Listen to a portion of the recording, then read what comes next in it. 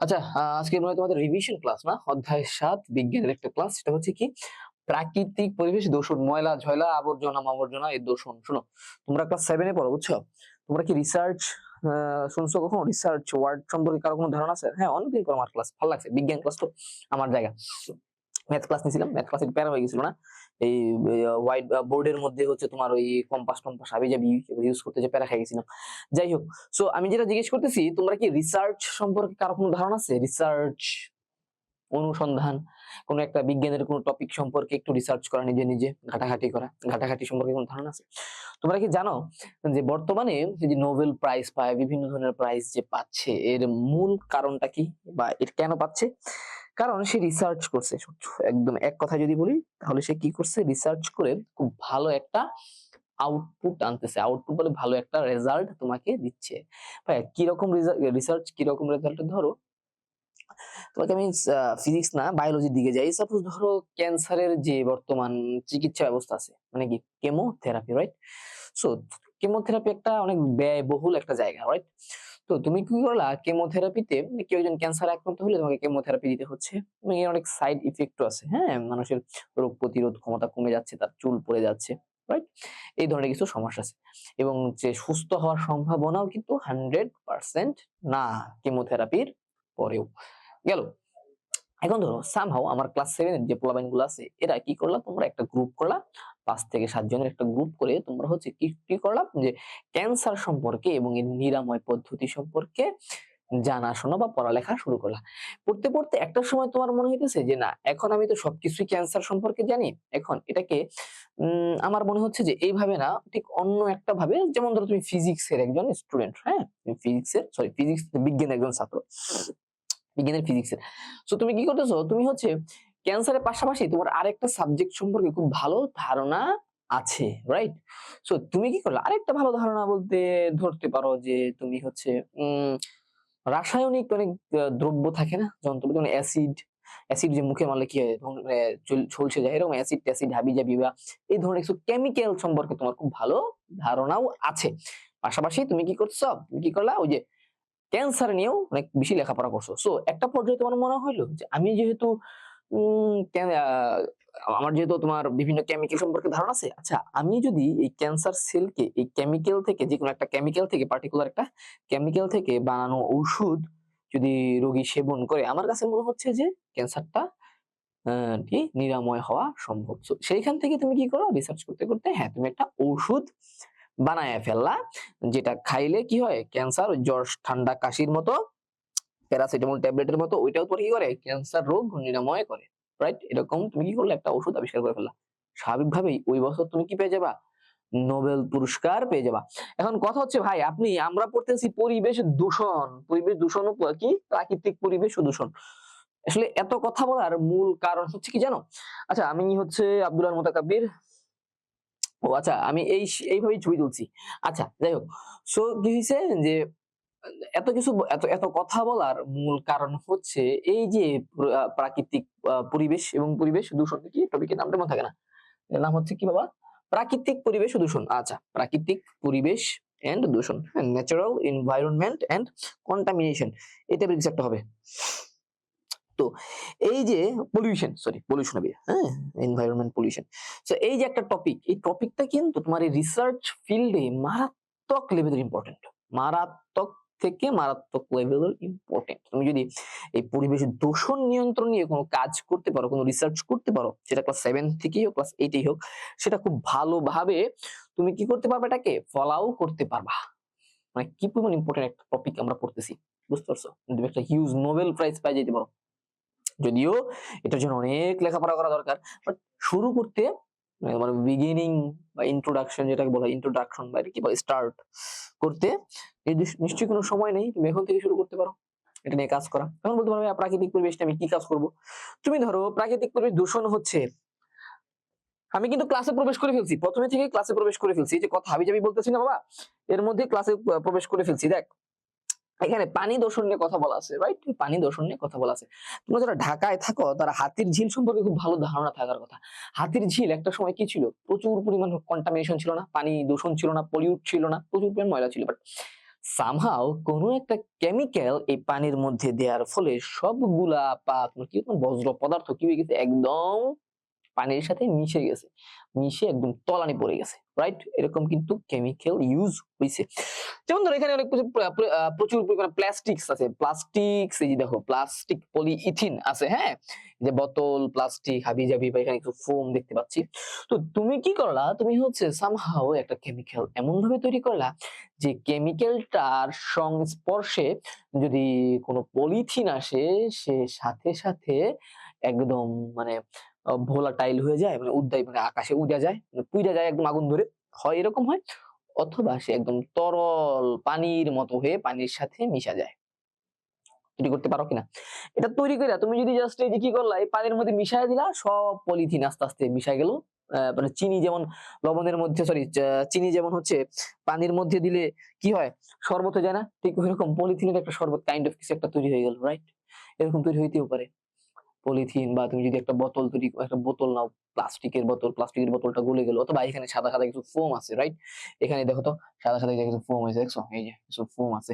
এই ফোম গুলাও তুমি কি করতে পারবা, একটা কেমিক্যাল বা এমন একটা জিনিস তুমি আবিষ্কার করে ফেলছো, যেটা গলাইয়া দিচ্ছে। তাহলে কি হবে, এটা তোমাকে কি করবে জানো, হিউজ একটা সম্মান বা নোবেল প্রাইজ এনে দিতেও পারে।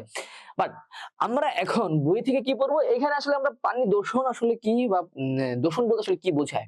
দূষণ বলতে আসলে স্বাভাবিকভাবেই যখন তার স্বাভাবিক যে, মানে সঠিক, মানে কি বলে, সিম্পল যে সংজ্ঞাটা, হ্যাঁ, সংজ্ঞাটা আমাদের কি বলে, সংজ্ঞাটা আমাদের কি বলে, যখন কোনো একটা সাবস্টেন্সের বা কোনো একটা পদার্থের, যেমন ধরো পানি, স্বাভাবিক অবস্থা থেকে যখন একটা অস্বাভাবিক অবস্থার তৈরি হয়, অস্বাভাবিক অবস্থার তৈরি হয়। কারণ পানি থাকবে পরিষ্কার, যেটা থাকবে পানযোগ্য, ড্রিঙ্কেবল, হ্যাঁ, কিন্তু সেটা কি হয়ে গেল, অস্বাভাবিক হয়ে গেল কিছু অনাকাঙ্ক্ষিত পদার্থের উপস্থিতিতে, তখন আমরা সেটাকে পানি দূষণ বলবো। বুঝছো? যেমন এই যে স্বাভাবিকভাবে এখানে আমাদের কি দেখাচ্ছে, পানি দূষণ দেখাচ্ছে, রাইট? পানি দূষণ হলে কি হয়, এর কারণ কি? এর কারণগুলো হচ্ছে সিম্পল একদম। পানির যে আশেপাশের একটা প্রাকৃতিক পরিবেশ আছে, সেটার উপর হিউজ ইম্প্যাক্ট পড়ে। ব্যাক তোমার কি বলে এটাকে, ব্যাড ওডোর তৈরি হয়, ওডোর বলতে হচ্ছে দুর্গন্ধ তৈরি হয়, মারাত্মক। দূষিত পানির আশেপাশে যাওয়া যায়, যাওয়া যায় না। জীববৈচিত্র্য ধ্বংস হয়। জীববৈচিত্র্য বলতে ভাইয়া মাছ টাছ, মাছ থাকে পচা পানিতে। বুড়িগঙ্গায় মাছ কি আছে, বুড়িগঙ্গা মানে সাকার ফিশ ছাড়া কোনো ফিশ নেই। সাকার ফিশ এমন একটা ফিশ, যেটা খাওয়া যায় না, মানে খাওয়া যায় কিন্তু এটা কুত্তা খায় আর কি, মানুষের পক্ষে খাওয়া সম্ভব না, এত শক্ত মাছ। খাই, যদিও অনেকে বলে মজা, বাট এটাকে প্রসেসিং করা অনেক ভেরি মাচ ডিফিকাল্ট। যাই হোক, তো এই যে জীববৈচিত্র্য নষ্ট হয়, ঠিক আছে না? আচ্ছা, আমাদের স্বাভাবিক জীবন স্বাভাবিকভাবে কি হয়, ব্যাহত হয়। তুমি পরিষ্কার পানিতে, গ্রামের পরিষ্কার পানি থাকলে স্বাভাবিকভাবে মানুষ কি করে, মানুষ সেখানে গোসল করে, তোমার হচ্ছে কি জামা কাপড় ধোয়। কিন্তু যখন পানি দূষিত হবে, তখন কি হবে বাবা, এই সম্ভব স্বাভাবিক জীবন যাপন সম্ভব? স্বাভাবিক জীবন যাপন কিন্তু কখনোই সম্ভব না। সো এই ধরনের কিছু ব্যাড ইম্প্যাক্ট আমাদের উপর পড়ে। আর এই লেখাগুলো দেখ, তোর বইয়ের মধ্যে লেখা আছে, বুঝছিস? সো দেখো বাবা, এখন আমরা কি দেখবো, আমরা দেখবো এয়ার পলিউশন। এটা হচ্ছে পানি দেখলাম, এটা হচ্ছে আমরা এয়ার পলিউশন বা পরিবেশ দূষণের কি বলছে, সভ্যতার অগ্রগতি। আচ্ছা, এটা পরে দেখি, এটা একটু এয়ার পলিউশনটা দেখি। এয়ার পলিউশন বলতে দেখো, এয়ার পলিউশন হচ্ছে আমাদের বর্তমানে অধিকাংশ সবচেয়ে বড় সমস্যা হচ্ছে ফুসফুস ক্যান্সার, লাংস ক্যান্সার। দেখবা অনেক মানুষ জীবনে সে ধূমপান করেই নেই, সে কখনো ধূমপান করেই নেই, সে স্মোকিং করে নেই, তারপরেও তার হচ্ছে কি লাংস ইনফেকশন হয়েছে, রাইট? আমাদের প্রায় কি হয়, কাশি হয়। সো এগুলা কেন জানো, এগুলা হচ্ছে, এগুলোর মূল কারণ হচ্ছে কি জানো, সালফার ডাইঅক্সাইড বলে একটা পদার্থ আছে ভাইয়া। সালফার ডাইঅক্সাইড কি, এই যে, আচ্ছা এটা কি এডিট করা যায়, ধরো তো, নো প্রবলেম। দেখো, তো আমরা কি করতেছি, এই যে বায়ু দূষণ দেখতেছি ভাইয়া। বায়ু দূষণ জিনিসটা কি, আচ্ছা এখানে আসছে না, এখানে আসছে।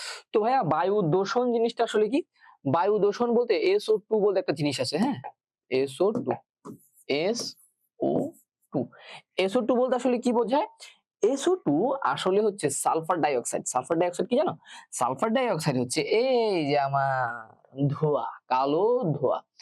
বাতাসের মধ্যে যখন তুমি এরকম কিছু কালো ধোঁয়া দিবে, আচ্ছা আমি কমেন্ট গুলো পড়বো, হ্যাঁ, তোমরা কমেন্ট করো, সমস্যা নেই, একটু শেষ করি। সো আমাদের যখন কি হইতেছে, ইটের ভাটা থেকে যখন প্রচুর পরিমাণে এরকম ধোঁয়া নির্গত হচ্ছে, ওই আশেপাশের এলাকায় আমার এই সালফার ডাইঅক্সাইড নামক একটা পদার্থ ছড়ায় পড়তেছে। এই সালফার ডাইঅক্সাইড একটা পর্যায়ে কি তৈরি করে জানো, সালফার ডাইঅক্সাইড একটা সময় H2SO4 তৈরি করে। ভাইয়া H2SO4 কি, এটা আর কিচ্ছু না, এই যে অ্যাসিড, এটাকে বলা হয় অ্যাসিড বলে। এই অ্যাসিডটা যখন তোমার কি করবে, বায়ুমণ্ডলের সাথে মিশা যাবে, তখন মেঘ থেকে যে বৃষ্টি হবে সেটাকে কি বলে, অ্যাসিড বৃষ্টি। অ্যাসিড বৃষ্টিতে স্বাভাবিকভাবে কি হয়, ফসল নষ্ট হয়ে যায়, পুকুরের মাছ মরে যায়, তারপরে মানুষজন বিভিন্ন অসুখ বিসুখে কি হয়, আক্রান্ত হয়। সেটা তো হয়ই, পাশাপাশি এই যে আমি কি বলতেছি ভাইয়া, লাংস ক্যান্সারের মতো অনেক ধরনের জটিল জটিল অসুখ বিসুখের তৈরি হয় ভাইয়া। লাংস ক্যান্সার কিভাবে তৈরি হয় জানো? এই যে আমার সালফার ডাইঅক্সাইড বের হইলো, তাছাড়া আরো কিছু যে ধোঁয়া, কালো ধোঁয়া, হাবি জাবি বিভিন্ন ধরনের যে পদার্থ, বিভিন্ন ধরনের যে পদার্থ আমাদের এই ইটের ভাটার ধোঁয়া, বা তোমার কি বলে কলকারখানার কালো ধোঁয়া, অথবা তোমার হচ্ছে এই যে কিছু ভাঙাচোরা যানবাহনের কালো ধোঁয়া, কারণ প্রত্যেকটা যানবাহন থেকেই কিছু না কিছু এক্সজস্ট বলতে হচ্ছে কালো ধোঁয়া বা ধোঁয়া নিঃসৃত হচ্ছে। এই ধোঁয়াগুলা যখন বাতাসে মিশে, তখন ক্রোমিয়াম একটা পদার্থ আছে যেটাকে বলে, এগুলো তোমার দরকার নেই, ক্রোমিয়াম নামক একটা পদার্থ থাকে, নিকেল, এগুলা বাতাসে ছড়ায় যায়। এই ক্রোমিয়াম, নিকেল, এই যে এই পদার্থগুলা যখন তোমার নিঃশ্বাস প্রশ্বাসের সাথে তোমার ফুসফুসে যাচ্ছে, ওরা গিয়া তোমার ফুসফুসে যে কোষ বা সেল গুলো আছে না, সেগুলার সাথে মিশা ওইখানে তৈরি করতেছে ক্যান্সারের জীবাণু। আমরা স্মোকিং না কইরাও ক্যান্সার দ্বারা আক্রান্ত হচ্ছি। বুঝা গেছে বাচ্চারা? একটু কমেন্ট করো দেখি। It's comments time. আমার কমেন্ট কি কমেন্ট করছে দেখি। রাদিয়া কি বলছে, জি ভাইয়া ওকে। এরা স্যার আচ্ছা 13 অধ্যায়, ওকে ওকে 13 অধ্যায় রাদিয়া, এরা প্যারাই নেই, 13 অধ্যায়। ইচ্ছি ইচ্ছি ও thank you Ilhan, all done, okay Ilhan, thank you for introducing me. Yes sir, Sabrina, তারপর হচ্ছে আমার মোর কে কি বলছে, নুসরাত স্যার, ভালো আছি নুসরাত। তারপর হচ্ছে মেধা, মেধা, ও আমি তো স্যার আপনি স্লো কথা বললে ভালো হয়, কথা ভালো মতে ভালো, আচ্ছা ঠিক আছে বাবা, একটু ফাস্ট বলতেছি না, আচ্ছা সমস্যা, তুমি মনোযোগ দাও, হেডফোনটা লাগাও, তাহলেই বুঝতে পারবা। হ্যাঁ, সবাই তো একভাবে কথা বলে না। যেমন দেখবা কিছু কিছু মানুষ, কিছু কিছু মানুষ দেখবা হচ্ছে আহ কি বলা হয় এটাকে, তোতলামি করে, রাইট, স্ট্যাটারিং করে। হ্যাঁ, সো কথা সবার যে একরকম হবে সেরকম না। সো স্বাভাবিকভাবেই আমি মাঝে মাঝে হচ্ছে মানে আমার মনের অজান্তেই কথা স্পিড বাইরে যায়, বুঝছো, স্পিড বেড়ে যায়।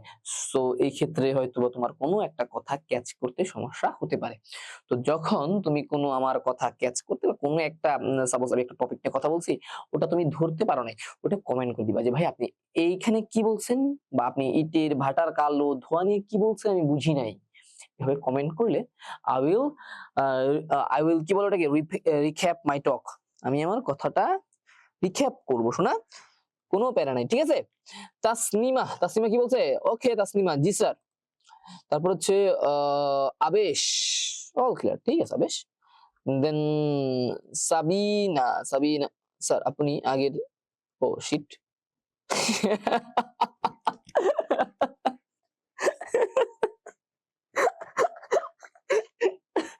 এই সাবিনাটা কি কমেন্ট করছে, আচ্ছা ভালো কমেন্ট করছো, সত্য একটা কথা বলছো, কমেন্টটা কি পড়বো। সাবিনা মেয়েটা কি কমেন্ট করছে, স্যার আপনি আগের থেকে কালো হয়ে গেছেন, কষ্ট লাগলে আমাকে মাফ করিয়েন। আল্লাহ, আচ্ছা কালো হয়ে গেছি এই এভাবে কেউ বলে বোকা? আচ্ছা ঠিক আছে, মাফ করে দিছি, মানে মাফ চাওয়ার কিছু নাই। কালো হয়ে যেতে পারি, ঠিক আছে না, রোদের মধ্যে ঘোরাঘুরি করতেছি তো, তো হইতে পারি কালো। তো থ্যাংক ইউ যে তুমি আমাকে অবজার্ভ করছো ওইভাবে। ওকে ওকে, থ্যাংক ইউ সাবিনা। তুমি আমার যে এত এত সুন্দর একটা খেয়াল রাখছো এই বিষয়টা, তো আমি খুবই নিজেই খেয়াল করিনি। কি লিখছে, আমার নাম হচ্ছে সেনগুপ্তা, পুর Purnaiya Sengupta, sir I understood, no question it, okay thank you. Mubashira, জিন, হাউ, কি you can call me Zin. Oh, acha. How are you? I'm fine. You can call me Zin. Why I will call you Zin? Moon, moon লিখছে, ওয়ালাইকুম আসসালাম moon. ওকে, তো আমরা একটু পড়াই যাই, হ্যাঁ পড়াই। ক্লাস কেমন লাগতেছে একটু জানাও, ক্লাস বুঝতেছো কিনা, ভাইয়ার কথা বুঝতেছো কিনা, মাথার উপর দিয়ে যাচ্ছে কিনা, সেটা তোমরা কমেন্ট করতে পারো, রাইট। আচ্ছা, পরিবেশ দূষণের সংজ্ঞাটা একটু আমরা দেখি, সেটা আমরা কি বলতেছি, সভ্যতার অগ্রগতির সাথে সাথে আমাদের চারপাশের পরিবেশ পরিবর্তিত হচ্ছে, চেঞ্জ হচ্ছে। মানুষ তার প্রয়োজন মেটানোর জন্য পরিবেশকে বিভিন্নভাবে ব্যবহার করে, প্রাকৃতিক অথবা মানুষের বিভিন্ন কর্মকাণ্ডের এই উভয় কারণেই পরিবেশের বিভিন্ন উপাদানের পরিবর্তন ঘটে, এতে পরিবেশের ভারসাম্য নষ্ট হয়, মানুষ ও উদ্ভিদ অন্যান্য প্রাণীর জীবন ক্ষতিগ্রস্ত হয়। এরকম অবস্থাকে বলা হয় পরিবেশ দূষণ। অর্থাৎ পরিবেশের যে স্বাভাবিক উপাদান আছে সেগুলা স্বাভাবিক না থেকে যখন অস্বাভাবিক হয়, কিভাবে হয়? একটা পরিবর্তনের মাধ্যমে যখন অস্বাভাবিকতা তার মধ্যে ফিরে আসে, তখন তাকে আমরা কি বলবো? এনভায়রনমেন্ট পলিউশন অথবা পরিবেশ দূষণ। ঠিক আছে না? আচ্ছা, এটা আমাদের কি বলছে দেখছো? হিউজ পরিবেশ দূষণ। এখানে আমাদের ডাস্টবিনের ছবি, as far as I know it is the picture of a dustbin অথবা ডাস্টবিনের আশেপাশের কোনো ছবি, রাইট? এরকম কিছু হইতে পারে। হ্যাঁ, এরকম। আচ্ছা, এখানে তো ছবি আছে। ওকে, চললাম। ডাস্টবিনের কিছু ছবি হইতে পারে। এখানে যেমন পরিবেশ দূষণের একটা মারাত্মক একটা বিষয় তুলে ধরছে এখানে। মেইনলি পরিবেশ দূষণটা আমাদের বাইরে গেছে কেন বলো? বলো তো? পরিবেশ দূষণটা বাড়ার অন্যতম প্রধান কারণ হচ্ছে পলিইথিন। পলিথিন, হ্যাঁ, যেটাকে আমরা সবাই বলি। কেমিক্যাল ভাষায় হচ্ছে পলিথিন বলে। দেখো, তুমি হচ্ছে বজ্র পদার্থ যে তৈরি হবে না সেটা ভুল কথা। বজ্র পদার্থ তৈরি হবে, এটাই স্বাভাবিক। হ্যাঁ, বজ্র পদার্থ তৈরি হবে, এটাই স্বাভাবিক। প্রকৃতির নিয়মই হচ্ছে এটা। কারণ গাছের পাতা যদি পচে যায় সেটাই কিন্তু বজ্র পদার্থ। বা একটা গাছ আড়ি থেকে উঠে গেল, ঝড়ে পড়ে গেল, সেটা একটা সময় পচে যাবে, সেটাও কি ভাইয়া? বজ্র পদার্থ। কিন্তু এক্ষেত্রে একটা বিষয় কি, এই যে প্রাকৃতিক যে তোমার বজ্র পদার্থ গুলো আছে সেগুলা কি হয় জানো? সেগুলা মাটির সাথে মিশা যায়, পচে মাটির সাথে মিশে সেগুলা জৈব সার হিসেবে কাজ করে। বাট সামহাউ যে সকল পদার্থ পচে না, পচনশীল না, যেমন হচ্ছে পলিথিন, প্লাস্টিক, এই বিষয়গুলো যখন সে কি করতেছে না, পচতেছে না, যুগের পর যুগ, মাসের পর মাস, বছরের পর বছর সে যখন অক্ষতই থাকতেছে, তখন এটা আমাদের জন্য পরিবেশ দূষণের কারণ হচ্ছে। বুঝছো? তো তুমি যদি ধরো পাট জাতীয় কোনো দ্রব্য, কোনো কিছু ইউজ করে দেখবা পাট মাটিতে রেখে দিলে এই 15 থেকে 20 দিনের মধ্যে সে পচে যায়, রাইট? কিন্তু পলিথিন কি পচতেছে? পলিথিন পচতেছে না। তো এই যে যত যাই বলি, পলিথিনই বলি অথবা প্লাস্টিকই বলি, এইগুলাই হচ্ছে মূল কারণ আমাদের পরিবেশ দূষণের ক্ষেত্রে। দেখো, এটা হচ্ছে খুব সুন্দর একটা, এটা as far as I know this is from Thailand. এটা তো কক্সবাজার না, এটা হচ্ছে আমার থাইল্যান্ডের একটা ছবি। সি বিচের পাশে কি পরিমাণ হিউজ কন্টামিনেট পদার্থগুলো আসছে দেখছো? এই যে প্লাস্টিক গুলো আসছে সমুদ্রে ভাইসা ভাইসা ভাইসা ভাইসা এখানে সে জমা হয়েছে। এটাই কি করলো? এই যে আমার পরিবেশের একটা সৌন্দর্য আছে, একটা সুন্দর স্বাভাবিকতা আছে, হ্যাঁ, সেটাকে সে নষ্ট করে দিচ্ছে, রাইট? দেখতে বিচ্ছি লাগছে না? যায় এই দৃশ্যটা, তোমার ধরো এখানকার নিচের থেকে উপরের দৃশ্যের সাথে নিচের দৃশ্যটা যায়, যায় না? কিন্তু স্বাভাবিকই কোথা যায় না, তোমার কি বলে এটাকে, নরমালিজম যে বিষয়টা আছে, এটা কি এখানে যাচ্ছে? যাচ্ছে না। কেন? এই যে আমাদের অনিয়ন্ত্রিত বজ্র পদার্থের কারণে। হ্যাঁ, ধরো ভাইয়া প্লাস্টিক তো অনেক গুরুত্বপূর্ণ, তুমি বলতেই পারো, কিন্তু প্লাস্টিকের গুরুত্বপূর্ণ হলেও এই প্লাস্টিকের যে বজ্র তৈরি হচ্ছে সেগুলো ব্যবস্থাপনা করাও গুরুত্বপূর্ণ। এটাকে আমাদের কি করতে হবে? রিইউজ করতে হবে। দেখবা, যারা টোকাই বাচ্চা আছে আমাদের আশেপাশে, সমাজের আশেপাশে যারা চলে, নিগৃহীত মানুষ, তারা সবসময় প্লাস্টিকের বোতল সংগ্রহ করে, প্লাস্টিক জাতীয় পদার্থ সংগ্রহ করে বা লোহা জাতীয় পদার্থ সংগ্রহ করে। কারণ কি জানো? প্লাস্টিকের একটা সবচেয়ে বড় সুবিধা হচ্ছে সেটা না পচলেও সেটাকে রিইউজ করা যায়। তুমি এটা থেকে নতুন করে একটা প্লাস্টিকের বোতলকে একটু ইউজ করে, একটু ঘষা মাজা করেই এটা থেকে নতুন করে তুমি আবার সেই প্লাস্টিকের বোতলই তৈরি করতে পারবা। কাঁচামাল ব্যবহার করার দরকার নাই। এটা হচ্ছে সবচেয়ে বড় সবচেয়ে কি, সবচেয়ে বড় অ্যাডভান্টেজ, উপকারিতা প্লাস্টিকের। সো তো প্লাস্টিকের নিজের দোষ না দিয়ে আমার দোষটা আসলে কাদের? আমাদের। কারণ আমরা কি করতেছি না, প্লাস্টিকটাকে ডাস্টবিনে ফেলতেছি না, এটা রিইউজ বা রিসাইকেল ঠিক মতো করতেছি না। এই কারণে আমাদের পরিবেশ আজকে কি এরকম দূষণ জাতীয় অবস্থা। এটা সমুদ্রের নিচে একটা ছবি দেখছো? ঠিক আছে, একটা ছবি, একটা মাছ, এটাকে কি ক্যাটফিশ না কি ফিশ বলে, ক্যাটফিশ বলে না, একটা ফিশ বলে। বাট দেখছো, ও মাছটা যদি এই যে পলিথিনটা খায়, ও কিন্তু আর কখনো সে হচ্ছে মানে এটা তার জন্য হজম হবে? হজম কিন্তু হবে না, এবং মাছটা একটা সময় মারা যাবে, জানো? এই যে প্লাস্টিকের ব্যাগ গুলা ঘুরতেছে। সো এটাই হচ্ছে কি পরিবেশ দূষণের মূল কারণ। আচ্ছা, এবার আসো আমরা পরিবেশ দূষণের কিছু মূল কারণগুলো দেখি। পরিবেশ প্রধানত দুইটা উপাদান দিয়ে গঠিত, জড় এবং জীব উপাদান। তোমরা জানো সকল উদ্ভিদ ও প্রাণী নিয়ে জীবের পরিবেশের জীব উপাদান গঠিত। আবার জড় উপাদানের মধ্যে রয়েছে পানি, বায়ু সহ পৃথিবীর পৃথিবীর অন্যান্য সকল জড়বস্তু। দূষণের ফলে আচ্ছা, পরিবেশের এই কি জড় এবং জীব ক্ষতিগ্রস্ত হয়। আচ্ছা, জীব এবং জড় উপাদান, আচ্ছা যেগুলোর প্রাণ আছে সেগুলো তো জীব, রাইট? তো এই যে এগুলা কি হইতেছে, জড় পদার্থ গুলার, যেমন মাটি, পানি, বায়ু, এগুলার মাটি দূষণ, পানি দূষণ, বায়ু দূষণ, এগুলার পলিউশনের কারণে এই যে প্রকৃতির যে আমার জীবিত যে অবস্থাটা, জীব উপাদান যেটা সেটা কিন্তু কি হচ্ছে, যে সে ক্ষতিগ্রস্ত হচ্ছে। ঠিক আছে না? এটা কিন্তু আমাদের মাথায় রাখতে হবে। এর মধ্যে সবচেয়ে প্রথমে আমরা যেটা দেখবো, মাটি দূষণ। মাটি দূষণ কি হয়, যেমন ধরো মাটি দূষণের অন্যতম বড় কারণ হচ্ছে এই যে আমরা যখন রাসায়নিক সার ব্যবহার করি, তুমি গোবর ইউজ করতে পারো, জৈব সার ইউজ করতে পারো, যে সারগুলা মাটিতে পচা যায় বা মাটির উপাদান বৃদ্ধি করে, এগুলো কিন্তু মাটির উর্বরতা বাড়ায়।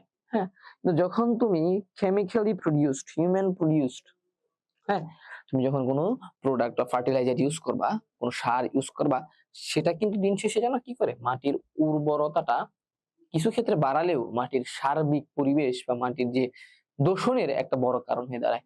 বৃষ্টির মাধ্যমে এই সারগুলা ধুইয়া যায় যখন নদী নালায় যায় পরে, তখন নদী নালাও কি হয়ে যায় ভাই, পানিগুলাও দূষিত হয়ে যায়। এখানকার মাছ টাছ দেখবে ঠাস ঠুস মরে যেতেছে, কারণ কি, ফার্টিলাইজার কিন্তু এক কাইন্ড অফ বিষ। ঠিক আছে না? আচ্ছা, সো এই বিষয়গুলো আমাদের কি করতে হবে, মাথায় রাখতে হবে। আচ্ছা, যে ফার্টিলাইজার ইউজ করার কারণে আমাদের কিছু মাটি দূষিত হচ্ছে। দেখো মাটি দূষণের কারণগুলো আমরা কি কি, এটা যদি ফাইন্ড আউট করি, তাহলে হচ্ছে মাটি দূষণের অন্যতম কারণ কি, পলিথিন, কাঁচ, এগুলো পচে না মাটিতে। এগুলা কি হইতেছে, মাটিতে স্বাভাবিকতার প্রতিবন্ধকতা সৃষ্টি করে। ঠিক আছে? এছাড়া ওই যে রাসায়নিক সার এবং কীটনাশক এবং জৈব কারখানার বজ্র পদার্থ, তোমাদের বাসা যাদের গাজীপুর, সাভার বা নবীনগর এদিকে যাদের বাসা আছে, তারা দেখবা যে তোমাদের আশেপাশে যে বড় বড় মিল কারখানা গুলো আছে, বড় বড় টানেলের মাধ্যমে, নালার মাধ্যমে, এগুলা কি সরাসরি মাটিতে যে কাঁচা তোমার কালো রঙের যে পদার্থ গুলো পড়তেছে, এগুলাও কিন্তু আমাদের মাটি দূষণ করে। মাটির যে স্বাভাবিক গুণাগুণ, যেখানে তুমি সাপোজ একটা বীজ বপন করলেই গাছ তৈরি হয়, সেই উপাদানটা কি করে, সেই ধর্মটাও তারা নষ্ট করে। আচ্ছা, পানি দূষণ না, পানি দূষণ নিয়ে আমরা অনেক আলোচনা করছি। বর্তমানে সুপেয় পানির অভাব দেখা দিয়েছে, মানে জীবন চলে না, পানি নানাভাবে দূষিত হচ্ছে। দেখো পানি দূষণের মূল উৎস কি, ওই যে বজ্র পদার্থ গুলাই, মেনলি পলিথিন টলিথিন হাবিজাবি তো আছেই, কলকারখানার বজ্র পদার্থ কিন্তু পানি দূষণের কারণ। যেমন যে প্লাস্টিক, পলিথিন স্বাভাবিকভাবে প্রতিবন্ধক সৃষ্টি করে, আবার হচ্ছে যে রাসায়নিক সার, এগুলো একই, মানে প্রত্যেকটা দূষণের মূল কারণ ওই একই, একটা জায়গা থেকেই সবকিছু দূষিত হয়। আচ্ছা, আমার কথা কি বোঝা যাচ্ছে বা ক্লাস কেমন লাগতেছে, যারা একটু কমেন্ট করছে একটু দেখি তো। তোমরা এখনো যারা কমেন্ট করো না, কমেন্ট করতে পারো। 35 পিপলস আর প্রেজেন্ট, ইয়েস। ও আচ্ছা, ও আচ্ছা, শর্টার ফর্ম, ও আচ্ছা, জিনিয়া কামে সাবিনা নামের অর্থ কি জানো না তুমি? সাবিনা হচ্ছে কি জানো, সাবিনা নামের আমি মাত্র একটু গুগল করলাম, হচ্ছে এতক্ষণ গুগল করে দেখলাম সাবিনার নামের কি। স্যার আপনারও ঠান্ডা লাগছে আমার মতো? হ্যাঁ বাবা, ঠান্ডা লেগে গেছে রে। ওর নাম হচ্ছে আমাদের আবেশ। সাবিনা নামের অর্থ হচ্ছে our child, our beloved child, আমাদের বাচ্চা। তোমার বাবা মা এই জন্য হয়তো তোমার নাম সাবিনা রাখছে। ও ভালো লাগতেছে ইলহান, থ্যাংক ইউ। মিথিলা ইসলাম, ও ভালো হচ্ছে, থ্যাংক ইউ মিথিলা। তারপর হচ্ছে মাহিন ইসলাম, ও nice class, thank you Mahin. Nusrat, ও ভালো লাগতেছে। আচ্ছা, আমার একটা বোন কমেন্ট করছিল, আমার কথা বুঝতেছে না, ও কি এখন একটু বুঝতেছে? আমাকে একটু কমেন্ট করলে ভালো হয় বাবা। এখন কি বোঝা যাচ্ছে? আমি একটু তাড়াতাড়ি কথা বলি, সুন্দর মতো গুছিয়ে হয়তো বা কথা বলতে পারি না। রাদিয়া, ও থ্যাংক ইউ। সো কেউ একজন কমেন্ট করে বলতে পারো। ও স্যার, আমার আমার ও নুসরাত। আচ্ছা দাঁড়াও তো, নুসরাত নামের অর্থটা কিন্তু দেখি। নুসরাত সুন্দর নাম তো বাবা, নুসরাত। নুসরাত, তার নাম হচ্ছে সাবিনা। সাবিনা নামটা অনেক সুন্দর ছিল, বাট মেয়েটা নাকি তার সাবিনা নামটা পছন্দ করে না। সাবিনার পরিবর্তে আমি কি নাম দিব? নাম তো বেটা আমার নিজের নাম লই টানাটানিতে আছি রে। নুসরাত, নুসরাত।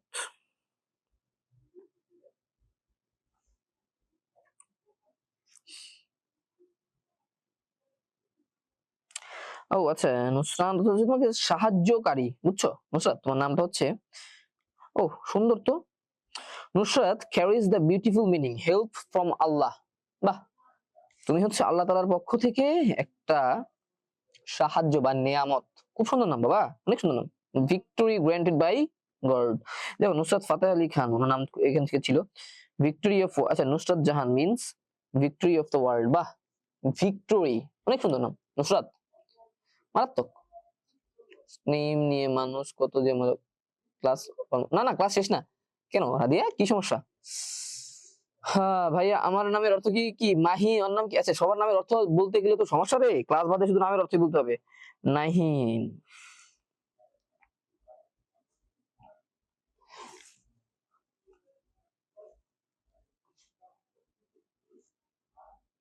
ও, অনেক সুন্দর নাম। তুমি হচ্ছে কি জানো, তোমার নামের অর্থ হচ্ছে তুমি সবসময় মানুষকে খারাপ কাজ করতে বাধা দাও, and man who advises for good, অর্থাৎ ভালো কাজে তুমি কি করো, মানুষকে অ্যাডভাইজার দাও আর কি। খুব ভালো একটা নাম। হ্যাঁ, তুমি খারাপ কাজ করতে মানুষকে বাধা দাও এবং who is a very moral person who advice man to do good. ঠিক আছে নাই? মাহিন।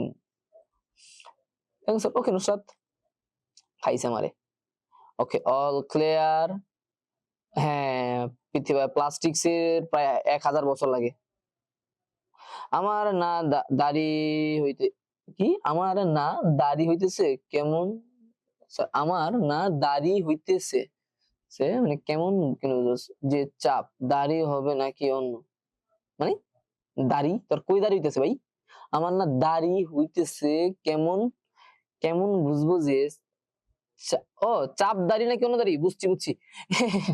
আরে বেটা আপনার দাড়ি ওকে উঠুক।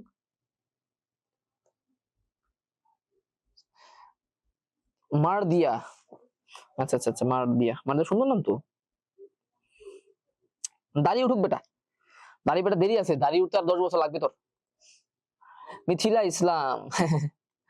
আচ্ছা থ্যাংক ইউ। সাবিনা স্যার আমাকে, স্যার আমার থেকে জেনে সবাই বলে, ও আচ্ছা বুঝতে পারছি।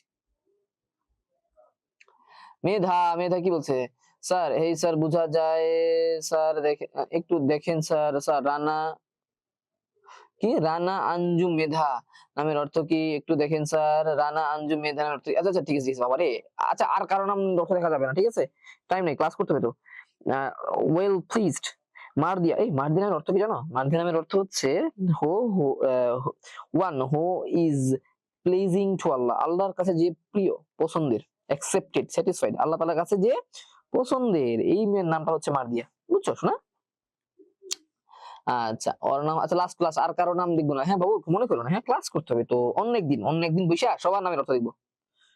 আর বেটা তোরা ই করস না, এই কি বলে, এই নিজেরাই সার্চ করস না গুগলে, তাহলে তো পাওয়া যায়। চ্যাট জিপিটি জিজ্ঞেস কর সবাই, এখন না ক্লাস শেষে, তাহলে বুঝতে পারবা কি নামের অর্থ, বুঝতে পারবা। রানা আঞ্জুম মেধা না, ওর নাম হচ্ছে, ওর নামের অর্থ হচ্ছে রানা আঞ্জুম মেধা, 3 names। রানা মিন্স লিডার, বুঝছো, তোমার নামে প্রথম হচ্ছে লিডার, এন্ড দেন আঞ্জুম মানে হচ্ছে জানো কি, তারা, স্টার্স, এন্ড মেধা মানে হচ্ছে ইন্টেলিজেন্স। বাহ, মেধা হচ্ছে আচ্ছা তোমার পুরো নামের অর্থ বলে কি বলা যায়? তুমি হচ্ছে wise intelligent person, bright like the stars. বাহ, একজন মেধাবী মানুষ যে কিনা তারকার মতো উজ্জ্বল। ঠিক আছে, আর কারোর নাম বলা যাবে না বাবা, একটু নিজেরা লিখে নে। আবেশ, আবেশ অর্থ যে আবেশিত করে সবাইকে, সবাইকে রাঙায় তুলে। হ্যাঁ এই দেখছো, এই ছেলেটা খুব ভালো, নাম হচ্ছে পূর্ণিয়া সেনগুপ্ত। হ্যাঁ অবশ্যই ক্লাস করেনি, আগে কন্টিনিউ ক্লাস। এই মেয়েরা আমাকে পাগল করে ফেলতেছে, তা তো জানি, কিন্তু মার দিয়ে কি হিন্দি মিনিং দিয়ে, ও আচ্ছা বাদ দাও এগুলো, যারা পাজি তারা মজা করে, তুমি এক ভালো মেয়ে। সাবরিনা, আচ্ছা থ্যাংক ইউ। আচ্ছা অনেকক্ষণ আমরা গ্যাপ দিয়ে ফেলছি, হ্যাঁ। আচ্ছা মেহেক, ওকে মেহেক, মেহেক তুমি নিজের নামটা দেখে নাও না বাবা। মেহেক নামে সবার নাম অর্থ দেখতে গেলে সমস্যা হয়ে যাবে বাবু। হ্যাঁ কুইজ নাই আজকে, Tanim, Ayesha Siddika. Okay sir class start করেন, স্কুলে পড়াও কমপ্লিট করতে হবে। দেখছো দেখছো যে মেয়েগুলো কত ভালো, আয়েশা সিদ্দিকা ও আমাকে কমেন্ট করছে যে, আচ্ছা জাস্ট একটা নামের অর্থ দেখি, মেহেকের নামের অর্থ দেখি শেষ। ও জিজ্ঞেস করছে তো, একদম রিকোয়েস্ট করে রাখতে হয়।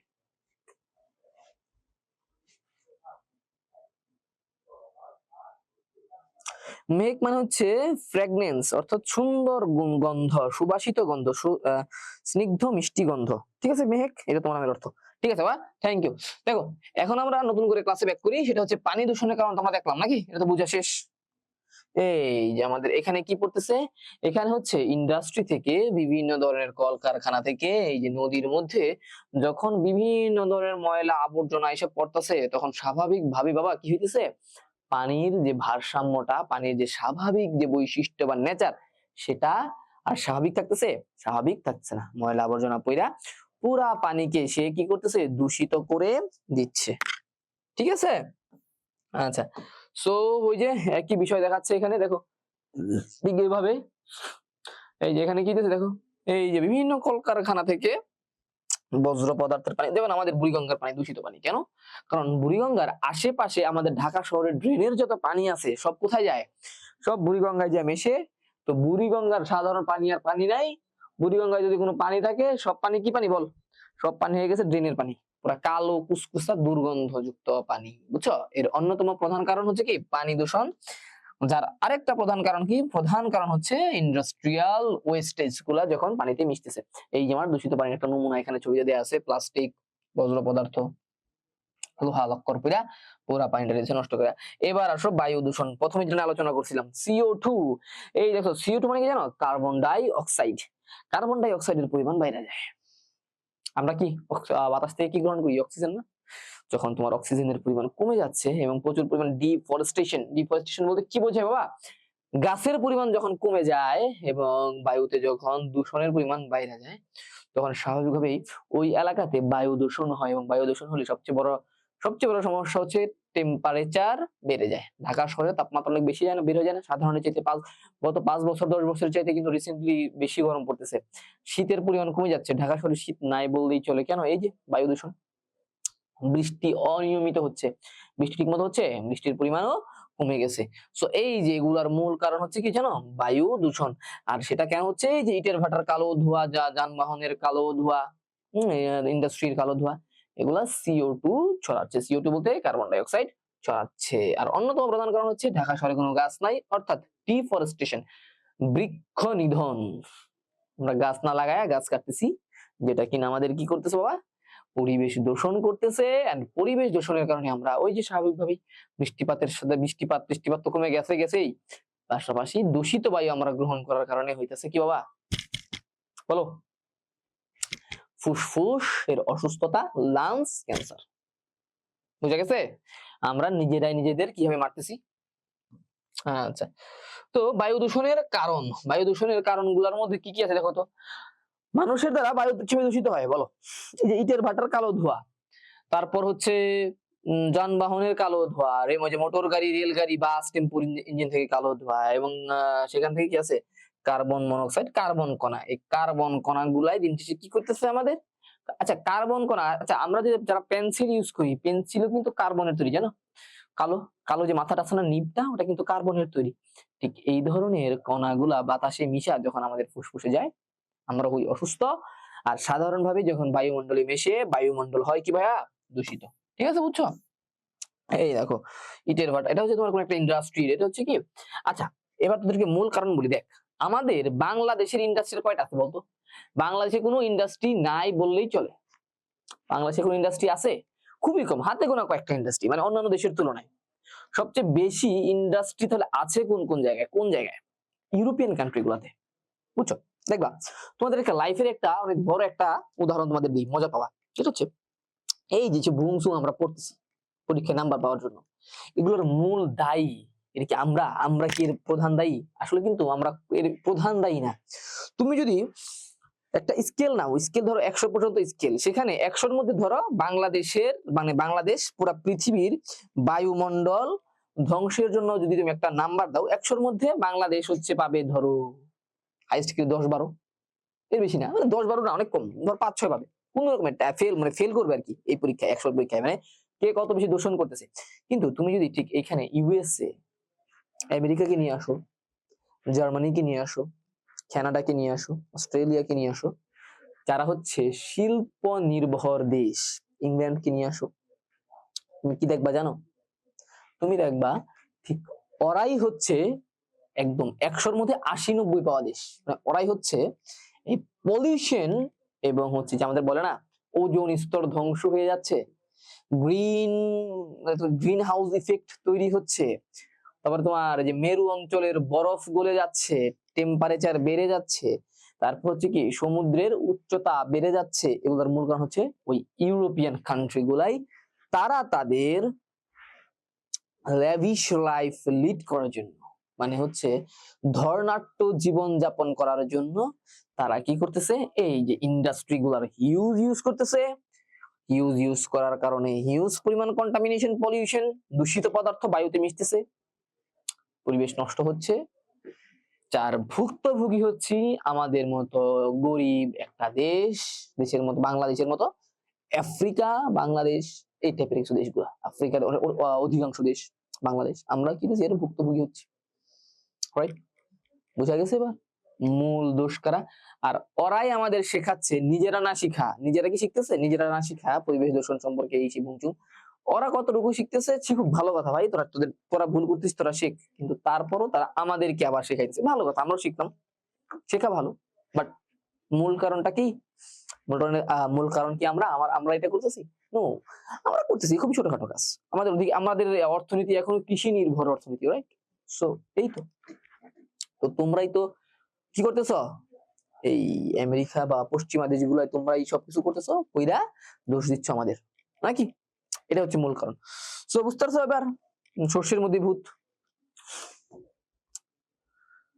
এই ছবিটা হচ্ছে ইন্ডিয়ার একটা ছবি, রাইট? দেখ এখানে ছবিগুলো দিছে আর কি, ইন্ডিয়াও খুব একটা দূষণ করে তা না। এটা হচ্ছে, এই দেখো, এটা হচ্ছে একটা, এটাকে বলা হয়েছে nuclear power plant. Nuclear power plant, এখানে বিদ্যুৎ উৎপন্ন হয়, হিউজ পরিমাণ এনার্জি তৈরি হয়, হিউজ পরিমাণ এনার্জি, এবং এই এনার্জি গুলা দিয়ে কারেন্ট তৈরি হয়। হ্যাঁ, দেখি হয় নিউক্লিয়ার পাওয়ার প্ল্যান্ট অথবা তোমার হিট পাওয়ার প্ল্যান্ট। হ্যাঁ, কয়লা পুরায় বিদ্যুৎ তৈরি করা হয় আর কি, বুঝতে পারছো? তো এখানে হিউজ পরিমাণ কি হয় ভাইয়া, এখানে হিউজ পরিমাণ তাপ শক্তি, তাপ ইউজ হয়, হ্যাঁ, হিট ইউজ হয়, যেটা কিনা কি করে, পরিবেশের ভারসাম্য নষ্ট করে। বিদ্যুৎ উৎপাদন কি আমরা বেশি করি? আমরা কিন্তু খুব একটা, আমাদের বিদ্যুৎ দিয়ে আমরা নিজেরা চলি না, আমাদের অন্য দেশ থেকে কিনে আনতে হয়। যারা বিদ্যুৎ উৎপন্ন করে সেসব দেশ, সেসব দেশে স্বাভাবিকভাবে কি হবে, তারা ইন্ডাস্ট্রিয়াল রিভলিউশন করছে, যারা বিদ্যুৎ উৎপাদন করে বেশি, কারেন্ট বেশি তৈরি করে, তারাই পরিবেশ কি করছে, বেশি দূষণ করছে। এগুলো বইয়ের মধ্যে নাই, কারণ বইতে এগুলো লিখতে দিবে না, তোদের জানতে হবে, ঠিক আছে না? সত্য কথা বলি, যে বই লিখছে সেও তো হয়তো বা, সে কি লিখবে এগুলা, সেগুলো লিখবে না। জাস্ট আমরা কি রিভিশন ক্লাস একটা দিচ্ছি, পাশাপাশি আমরা এক্সট্রা কিছু নলেজ রাখতেছি, কারণ আমাদের সাধারণ জীবন যাপনের জন্য এগুলো খুবই ইনফরমেটিভ, রাইট? বুঝা গেছে? আচ্ছা, কমেন্ট করো তো একটু দেখি তোমরা কে কি জানো। স্যার ক্লাস, হ্যাঁ, আয়েশা সিদ্দিকা, আয়েশা সিদ্দিকা আমার মায়ের নাম। কেউ কি কমেন্ট, আল্লাহ, সবার কমেন্ট শেষ হয়ে গেল। মাহিন ইসলাম, গো ভেক্টর ক্লাস, এই যে চলে আসছি তো বাবা, এই যে 8 মিনিট কথা বললাম, এখন কমেন্ট করো কে, মানে বুঝতেছো কিছু? আবেশ স্যার, যারা গ্যাস যারা যারা ঘাস কাটে তারা ওইসব পরে নাই, তারা এইসব, হ্যাঁ এটাই রে বাবা। হ্যাঁ, nice class, okay, thank you. আমি যেগুলো বলতেছি এগুলো বুঝতেছো তো? না স্যার, কুইজ নেই তামিম, আয়েশা সিদ্দিকা। আচ্ছা, আর কেউ কমেন্ট করেছো না কেন? 37 জন ছেলে মেয়ে সবাই কি ঘুমায় গেল ভাইয়ের ক্লাসে? কি রে বাবা? হ্যাঁ হ্যাঁ, আমি কাদের ক্লাস নিতে আসলাম, বাচ্চারা ঘুমায়? বাজে কয়টা? 8:50 ঘুমায় গেছে সবাই, ছি। নুসরাত, ও আচ্ছা, নো কোশ্চেন, আচ্ছা, ইয়েস ভাইয়া, ওকে। আর কেউ আল্লাহ, কেউ কমেন্ট করে না, ইয়াল্লাহ। ক্লাস 6 এর বাচ্চারা আমাকে কমেন্ট করে জ্বালায় ফেলে। নো স্যার, ঘুমাই নেই মেধা, থ্যাংক ইউ। ওর নাম হচ্ছে, ও না, আসো, আবেশ আছে। তারপর হচ্ছে Purnia Sengupta, sir, AC using is harmful, কারণ এসির মধ্যে যে কুলেন্ট থাকে, এসিটা যেটা দিয়ে ঠান্ডা করে আমাদের বাতাস, এই পদার্থটা আবার আমাদের জন্য, পৃথিবীর জন্য, সরি, আমাদের নেচারের জন্য খুবই খারাপ, ঠিক আছে? কার্বন মনোক্সাইড, সিও, এটা নিয়োগ হয়, কার্বন অক্সাইড, সিওওএইচ, সরি, সিওসি বলে এটাকে, ভুলে গেছি রে বাবা নামটা, এসি থেকে যেটা বের হয়। ও, জেগে গেছো? ওকে নুসরাত, আবেশ, বাট ও বাবা শেষ, এই যে 10 মিনিট, 5 মিনিট শেষ করেছি, 5 মিনিট আগে শেষ করেছি। মেধা স্যার, সিএফসি গ্যাস, ওকে বাবু, সিএফসি গ্যাসটা কি? Chlorofluoro carbon. বাহ, সুন্দর একটা প্রশ্ন করছে, ক্লোরোফ্লোরো কার্বন, সিএফসি। প্রশ্ন করলে ক্লাস থেকে মজা রে, তোরা প্রশ্নই করছ না রে বাবা। দেখ তো, দেখি লিখি, হ্যাঁ রে, ওই চলে গেল কি? আচ্ছা, নোট আসছে, ক্লোরোসি এফ সি, এটাকে বলা হয়, বাংলা লিখি, হ্যাঁ,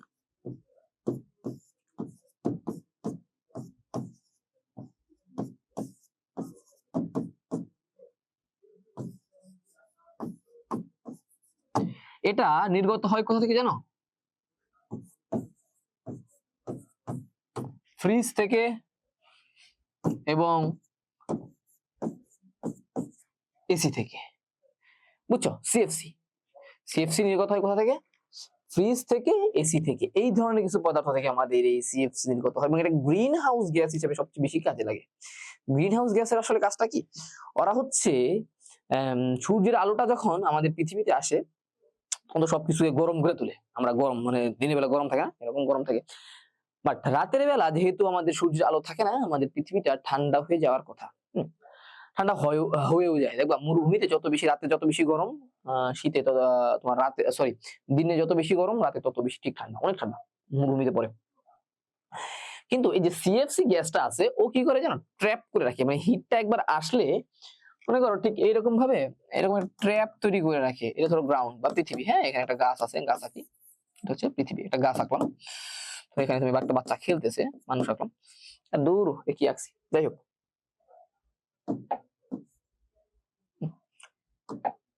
সো ধরো একটা বাচ্চা এখানে খেলতেছে, এটা পৃথিবী আর কি, হ্যাঁ। তো যখন হচ্ছে তোমার সিএফসি কি করে জানো? এরকম একটা ট্র্যাপ তৈরি করে, বাতাসের একটা পর্দা তৈরি করে, যার ফলে যে হিট গুলো আসছে সেগুলা পুনরায় উপরের দিকে মিশা যাইতে পারে না, আকাশে ছড়া যেতে পারে না, চারিদিকে ছড়াই যেতে পারে না। রাতের বেলা এই হিট গুলা বের হয়ে যাইতে পারে না, একদম ট্র্যাপ করে থাকে। যেমন ধরো তরকারির চুলার তরকারির যে তোমার কি বলে প্যানটা আছে না, কড়াইটা আছে না, সেখানে তোমার আম্মা যখন কি বলে ওই ঢাকনা দিয়ে ঢাইকে দেয়, তখন কি হয়? তরকারিটা খুব তাড়াতাড়ি গরম হয়ে যায় না, তাড়াতাড়ি সেদ্ধ হয় না, মানে কি গরম বাইরে যেতেছে। ঠিক ওইরকম ঢাকনার মতো করে এই সিএফসি গ্যাসটা এক ধরনের আবরণ তৈরি করে, যার ফলে আমরা কি করতে পারি না বাবা, যার ফলে আমরা হচ্ছে শেষ হচ্ছে না, যার ফলে আমরা যার ফলে আমরা আমাদের পৃথিবীটা ঠান্ডা হয় না। ঠিক আছে, ওকে, এটা তো ভেজা লাগাই দিলাম রে, এটা তো মিনিমাইজ করতে হবে, দাঁড়াও তো হচ্ছে না। আচ্ছা যাই হোক, সো ক্লাস শেষের দিকে আসছিলাম।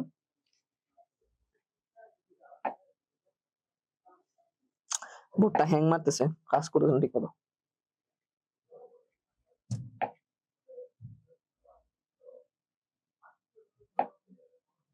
আচ্ছা যাই হোক, সো আমাদের ক্লাসের শেষের দিকে আমরা চলে আসছি, আমরা বায়ু দূষণ পড়তেছিলাম।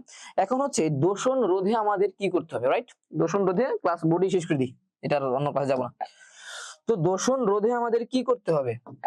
সবার আগে হচ্ছে আমাদের সচেতন হতে হবে, সচেতন হতে হবে। দ্বিতীয়ত প্রচুর পরিমাণ গাছ লাগাইতে হবে,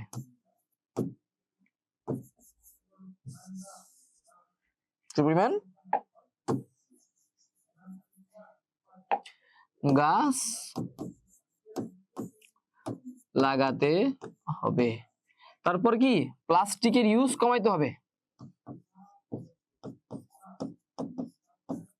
আচ্ছা প্লাস্টিক বান ভুল লিখে ফেলছি রে,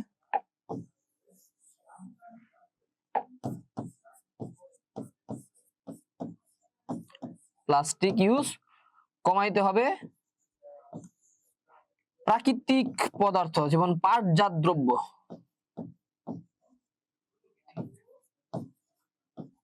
ব্যবহার করতে হবে। এই যে এই ধরনের কিছু কাজ, ইন্ডাস্ট্রি থেকে যে আমাদের কি ধোঁয়া বেরোচ্ছে, ইন্ডাস্ট্রি থেকে যে বজ্র পদার্থ বেরোচ্ছে, এগুলোকে রিসাইকেল করতে হবে। রিসাইকেল বলতে এগুলাকে তোমার কি করতে হবে, এগুলো থেকে যে বজ্র পদার্থ গুলো আছে সেগুলো ছেঁকে তারপর হচ্ছে পরিবেশের পানিতে সঠিক মাত্রায় যখন আসবে, সেটা যখন স্বাভাবিক পানিতে পরিণত হবে বজ্র পদার্থ গুলা, ওই যে আমাদের ফিল্টারিং করে না, এরকম ফিল্টারিং করে এই বজ্র পদার্থ গুলা কি করতে হবে ভাইয়া, ইন্ডাস্ট্রি থেকে বাইরে নিয়ে আসতে হবে। ঠিক একই ভাবে তোমার যে এটাকে কি বলা হয়, ইটের ভাটার কালো ধোঁয়া, ইটের ভাটার ধোঁয়া গুলা, পাশাপাশি হচ্ছে আমাদের যানবাহনের কালো ধোঁয়া, এগুলাকেও রেকটিফাই করে ফিল্টারিং করে তারপর পরিবেশের সাথে ছাড়তে হবে।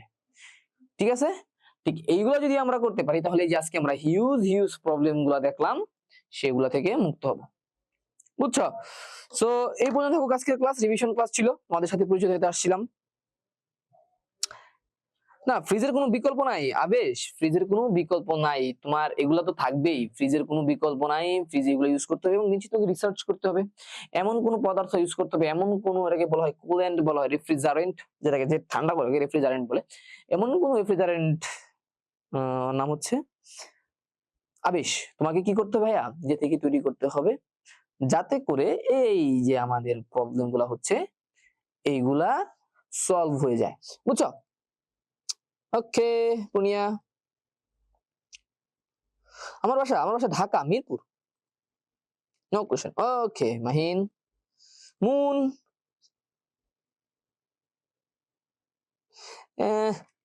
ফ্যাক্টরি তৈরি করে হচ্ছে, শোনো ফ্যাক্টরি তো তোমাকে লাগেই, ফ্যাক্টরি ছাড়া কি আমরা এই যে এত জিনিসপাতি ইউজ করতেছি, আমরা বোর্ড দেখো আমাদের আজকের ক্লাসে এসি ইউজ করলাম, বোর্ড ইউজ করলাম, এগুলো কি ফ্যাক্টরি ছাড়া হয়? হয় না। ফ্যাক্টরি ইউজও করতে হবে, কিন্তু এইখান থেকে যে বজ্র পদার্থগুলো আছে সেগুলো সংশোধিত করে ঠিক করে পরিষ্কার করে তারপর কি করতে হবে ভাইয়া, তারপরে প্রকৃতিতে ছাড়তে হবে, বুঝছো? আচ্ছা এলহান এখনো ঘুমায় নাই।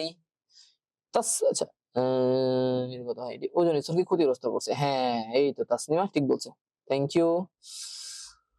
হ্যাঁ তারপরে সোমা, বলছে আচ্ছা ঘুমায় নয় সোমা, ঠিক আছে। জুনায়েদ মোহাম্মদ তামিম, কটা বাজে? 57। তাসমিয়া, বাংলাদেশের বাংলাদেশেই দূষণ হলেই বাংলাদেশেই দূষণ হলে এর এর কারণেই যেভাবে করে সেটা হলো আমি বুঝি নাই ও কি লিখছে। বাংলাদেশে এই দূষণ হলে এর কারণেই যেভাবে করে সেটা হলো কোথায়, বাস্তবতা না, হ্যাঁ বাস্তবে না, হ্যাঁ ঠিক বলছে Tasmia. Nusrat, okay all clear sir, তাহলে ডান শেষ করে দিই ক্লাস বাবা, ক্লাস। সো সবাইকে তাহলে এই পর্যন্তই, বিজ্ঞান ক্লাস ওর সাথে করছো, ভালো লাগছে কিনা আমি জানি না ভাই, তবে সবাই ছিলার সাথে, বাচ্চারা যারা শুরু করছিল তার চেয়ে সংখ্যা বাড়ছে, আশা করি তোমাদের ভালো লাগছে, দোয়া করো ভাইয়ের জন্য। নেক্সট কোনো ক্লাসে নেক্সট কোনো টপিকে ইনশাআল্লাহ আমাদের আবার দেখা হবে, রাইট? সবাই ভালো থাকো, আসসালামু আলাইকুম ওয়া রাহমাতুল্লাহি ওয়া বারাকাতুহু।